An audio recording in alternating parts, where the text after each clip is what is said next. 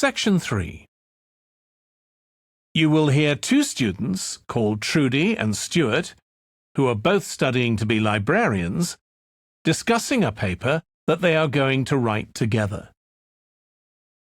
First, you have some time to look at questions 21 to 23.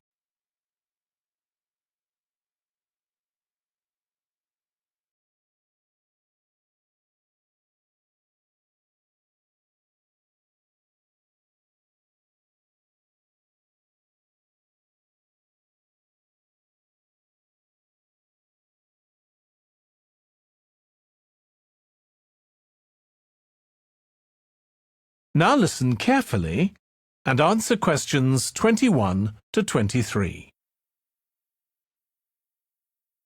OK, Stuart, we need to start planning our paper on public libraries. Have you thought of an angle yet? Well, there's so much we could look into. How libraries have changed over the centuries, for instance, or how different countries organise them. What do you think, Trudy? Maybe we should concentrate on this country and try and relate the changes in libraries to external developments, like the fact that far more people can read than a century ago, and that the local population may speak lots of different languages. We could include something about changes in the source of funding too. Yes, but remember we're only supposed to write a short paper, so it's probably best if we don't go into funding in any detail. Right. Well, shall we just brainstorm a few ideas to get started? OK. We obviously need to look at the impact of new technology, particularly the internet. Now that lots of books have been digitalised, people can access them from their own computers at home. And if everyone did that, libraries would be obsolete. Yes.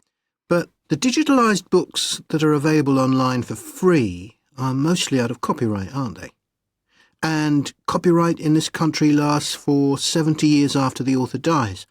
So you won't find the latest bestseller or up-to-date information. That's an important point. Anyway, I find it hard to concentrate when I'm reading a long text on a screen. I'd much rather read a physical book. And it takes longer to read on a screen. Oh, I prefer it. I suppose it's just a personal preference. I expect the libraries will go on evolving in the next few years. Some have already become centres where community activities take place, like local clubs meeting there. I think that'll become even more common. I'd like to think so. And that they'll still be serving their traditional function, but I'm not so sure. There are financial implications after all. What I'm afraid will happen is that books and magazines will all disappear and there'll just be rows and rows of computers. They won't look anything like the libraries we're used to. Well, we'll see. Before you hear the rest of the discussion, you have some time to look at questions 24 to 30.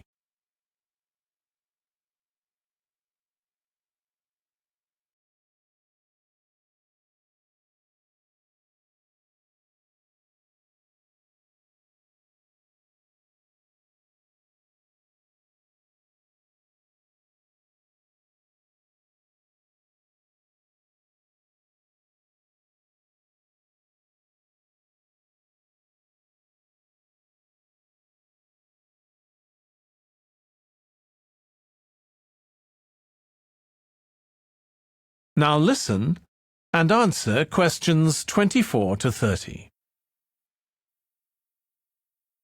I've just had an idea.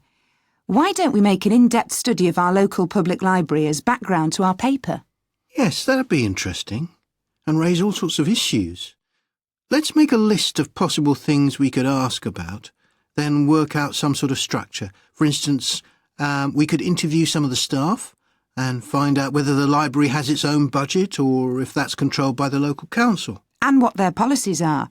I know they don't allow food, but I'd love to find out what types of noise they ban. There always seems to be a lot of talking, but never music. I don't know if that's a policy or it just happens. I've often wondered. Then there are things like how the library is affected by employment laws. I suppose there are rules about working hours, facilities for staff and so on. Right.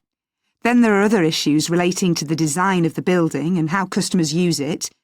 Like, what measures does the library take to ensure their safety? They'd need floor coverings that aren't slippery, and emergency exits, for instance. Oh, and another thing, there's the question of the kind of insurance the library needs to have, in case anyone gets injured. Yes, that's something else to find out. You know something I've often wondered? What's that?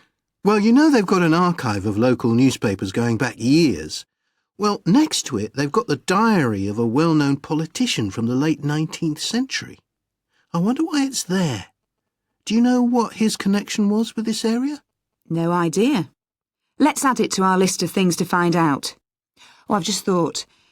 You know, people might ask in the library about local organisations, like sports clubs. Well, I wonder if they keep a database, or whether they just look online. Right.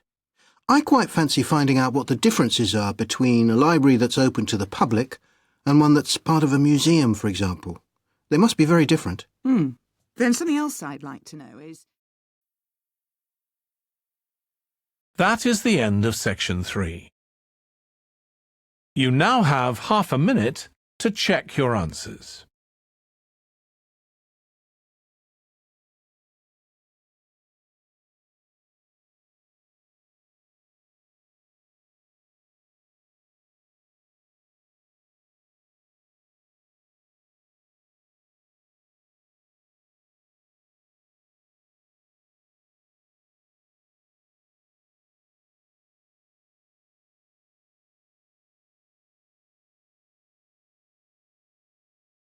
Now turn to section 4.